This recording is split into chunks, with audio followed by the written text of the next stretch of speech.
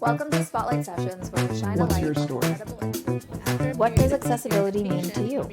What's your mission?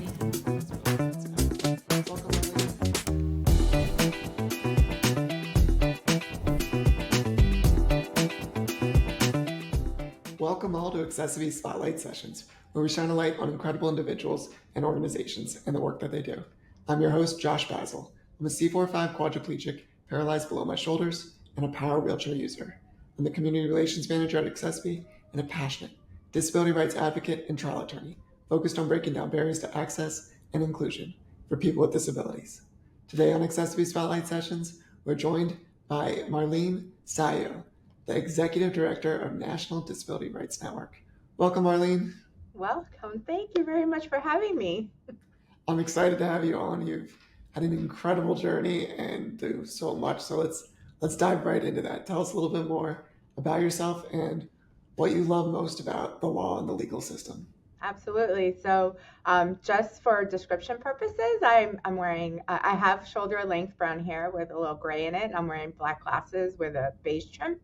And I'm wearing a sweater, a brown and white sweater with a scarf around my neck. And my gosh, what do I love about the legal system and just disability rights in general is everything about it, right? Because when we think about the work that we do within the disability rights arena, it's as an attorney, you have the ability to touch all areas of the law, not just some. And so that to me is exciting as an attorney. One day I'm discussing housing rights, another day I'm discussing reasonable accommodations for students with an IEP, or we're talking about equal access, right, and accessibility in the workforce or in a public space. So you get to really bring that advocacy piece that I so love with my legal knowledge to really not only fight for the rights of our community, right, at the State House, but also in the courtroom, even though I no longer litigate, but I did at one point. And so that is very exciting to me. Well, your background has truly given you superpowers to do change and do good in the world. I love that you were 2022's one of USA Today's Women of the Year, which congratulations on that. Thank you. That very was impressive. A shock. I did not see that coming. Well, and it's just about the work that you've done and that you'll continue to do. And it's a beautiful thing when you put your heart and dedication to something bigger than yourself to help the public. And the truth is there's so many people that are just in need of help. And yes, I'd love for you to talk more about kind of the great work that's being done at the National Disability Rights Network. Yeah, so, at the network, we're a membership organization and we have 57 agencies that belong to our member umbrella. And they're from across the US, but we're all working to ensure that every individual with a disability has the right to live, right, where they're most comfortable, they have a right to choose for themselves, and that they have a voice. And we try to lift their voices up in all the work that we do. Whether it's lifting the voice of students with disabilities who require supported services in the school, or lifting the voices of individuals who are currently incarcerated that have a disability and making sure that they have accommodations within the facility that they're currently residing in, or lifting the voices of individuals who, as a result of COVID, have developed disabilities or whose disabilities have now, are giving them more of a hardship because of COVID. It's how do we work together with our community to give them the support that they need so that their voices are heard, right? We don't speak on behalf of the disability community, but we definitely elevate their voices and we definitely bring the issues to the forefront, both with the current administration at the White House, but also with our current elected officials. And so NDRN does that at the national level, but then each of our 57 agencies do that at the state level. But it's also ensuring we're working with other nonprofits because there's a greater force in numbers. Absolutely. The thing that I heard so much was about voices, and it's just too often people with disabilities, get into their comfortable walls of their homes or are placed into institutional settings, and their voices can't be heard and they're silenced. So elevating the voice, it's just the more voices you can elevate, the more people get to hear about disabilities, get to think about disabilities, and understand the role and how they can be part of society in beautiful ways. Right. And I know when you elevate one person's voice, it ends up, it's not just that one time. They've every single time you elevate your voice individually, you start finding your voice and become a better advocate for yourself in life. Absolutely. So never stop elevating voices. I love what you do. No. And we work with self-advocates all the time, right? To support them, and to be there as a resource for them when, they're out there doing what they do best, which is letting folks know nothing about us without us. And there's so many different career paths you could have taken with your superpowers and skill sets, but like, what motivated you to really become the executive director of the National Disability Rights Network? I can say that it wasn't planned, but it was a sweet culmination of all of the experiences that I've acquired over the years as both an attorney and an advocate. But from the beginning, I started out as a special education teacher, and it all, it was there front and center for me on how our students with an IEP or a 504 plan are on the receiving end of so many injustices. And then branching out as a lawyer and doing more civil rights work, I just saw time and time again the exclusionary practices of the systems around us, and how, whether it was purposeful or not, we were always an afterthought, right? And we saw that happened during COVID, how the disability community was an afterthought. And so we need it. Having this job is the greatest honor for me because I truly get to work with fabulous advocates throughout the network, but also outside of the network. Advocates like yourself and others from other organizations where we are all fighting for the same thing, right?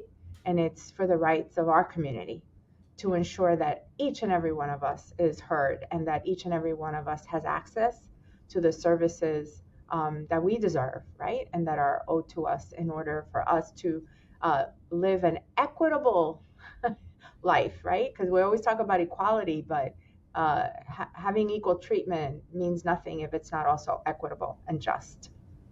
Well said. And I know your time over the years and with the network, you've come across many stories and things that have impacted you. I'd love for you to share one that kind of has had a lasting impact on you. It was early on, and it's not a positive impact, but I think it's really what motivated me to say, I'm going to law school, right? Early on in my teaching career, I was what they called a 3100 advisor, a 3100 substitute.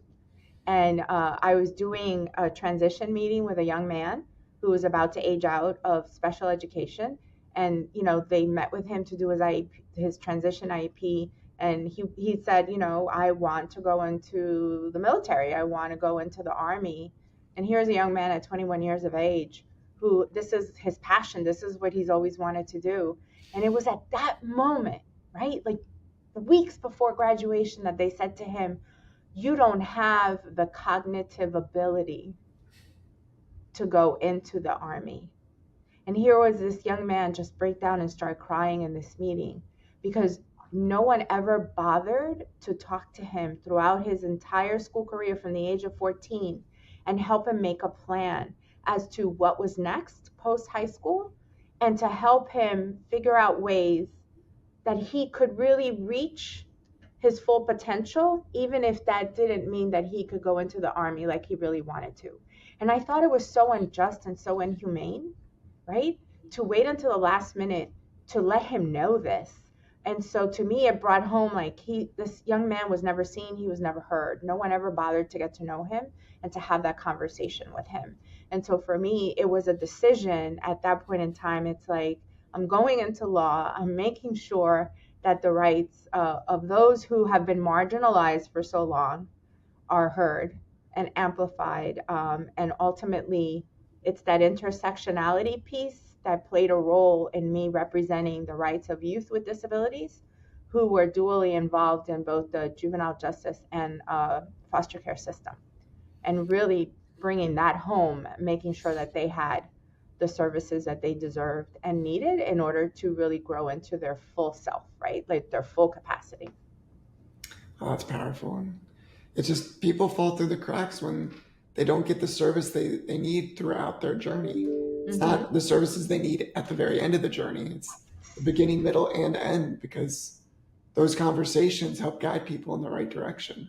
But isn't that, and I'm sorry, I didn't mean to cut you off, but like you just hit a nerve for me, because time and time again, we're always like putting money into the back end of the system, and we're never putting money into the front end of the system, right? Like our youth grow up to be adults. So like, why shouldn't we nourish them from the time that they're in grade school daycare and give them all the services, right? All the supports that they need so they can grow to their full potential and really understand, like, and support the fact that they are someone, right? That they mean something. But we find time and time again that, you know, a portion of our kids, especially living in communities that don't get all of that federal funding, right, and don't have all those great tax rates, property tax rates, end up getting the short end of the deal when it comes to support and services in schools. Support and services and the right policies at the right stages of people's lives, it's transformative. It's a totally different life that you're going to be giving somebody. Yes. And when you have both the supports and the policies in place, you start to see more success stories. And you start, and even those success stories shouldn't be quote unquote success stories. They should be the norm. They should be that's what would be, you know, the fact that I became paralyzed before the age of 18 and can't move anything below my shoulders and did what I've done. It's just like, that shouldn't be an outlier. That should be an option for everyone. Exactly. And we're working on that, right? Yes. And can you tell us a little bit more about the importance? You know, you hear the words, you know, in your name, the Disability Rights Network. But why is network so important to kind of influencing change? Yeah.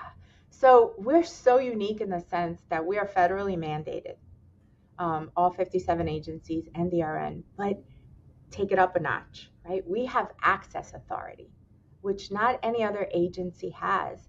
And so when we receive information that there's potential abuse or neglect where someone works, where someone lives, we have the ability to go in there and enter the facility and ask the right questions to inform our monitoring piece so that we can either verify or not the allegations that are made. And then if it rises to the level where there is evidence of abuse, then we have access to records and documents and speaking to individuals from the very beginning. And we can file a lawsuit as a result of our investigation.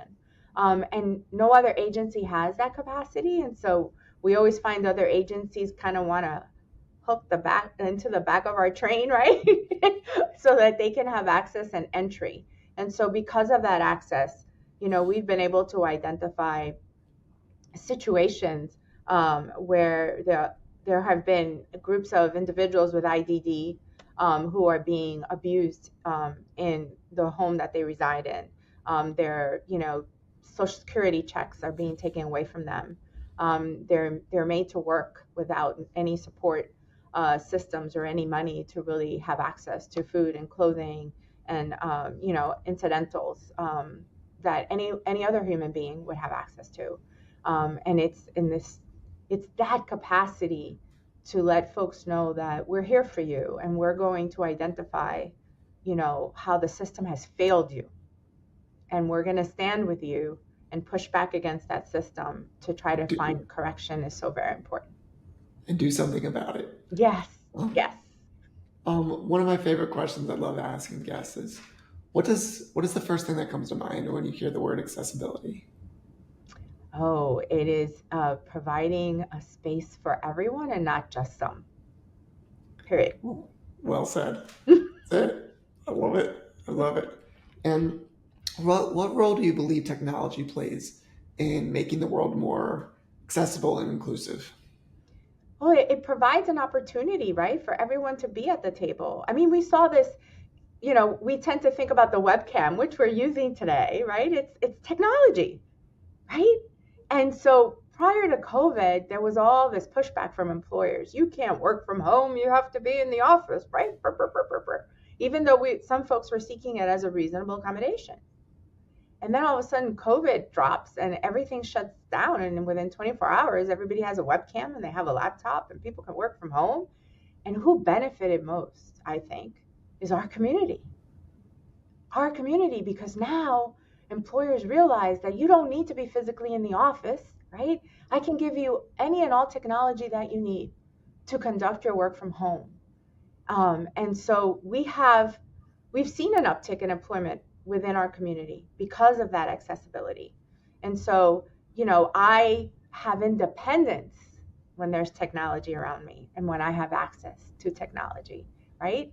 We all want to be independent. None of us want to depend on someone else to do A, B, or C. And so technology is there to allow all of us to be as independent as we can and should be. And then when it comes to inclusion of like what general society could do to bring more inclusion to people with disabilities, what do you think that could be? Oh, I think um, making sure that you have conversations um, so that you understand what the needs are and then you provide that. No questions asked. You don't have to go back to being an employer. If my employee says, I need A, B, and C, right, in order to access the work environment in the best way possible for me, I'm going to provide A, B, and C. I'm not going to worry about the cost. Not worrying about the cost. I'm just Well, going to give it to you. well, having those conversations creates an atmosphere of learning. We Yeah, don't know what we don't know. So the more right. conversations we can about a group or an individual or whoever it might be in your life, you can start growing together better. And, accommodations, I've always said this to people. It's accommodations is not a weakness. No, It's really a strength. It's something that's giving you, the skills you need, or it really gives you, I don't say, I've been saying superpowers a lot, but it gives you the abilities to be more productive. So right. it's like these different accommodations or these different things will make me be a more productive employee. And every employer wants their employees to be productive. Right. I mean, just as simple as allowing, the general public to understand that a screen reader, you know, giving your employees access that need it to a screen reader is so minute from a financial position, right? But it gives them the ability, right, to be part of the workforce. And so I always feel like I have to educate those those out there that may move forward from a willful blindness position where they don't want to learn. So, for instance, I was asked to speak at a conference of bankruptcy attorneys, and it was all about accommodations, right? And it's like, is your website, Section 504 compliant? Do you even know what that is, right? Like, take a look at the entrance to your building. Are there ramps? Are there ramps at the right angle, right? Is it too steep or not steep enough? The width of your doors.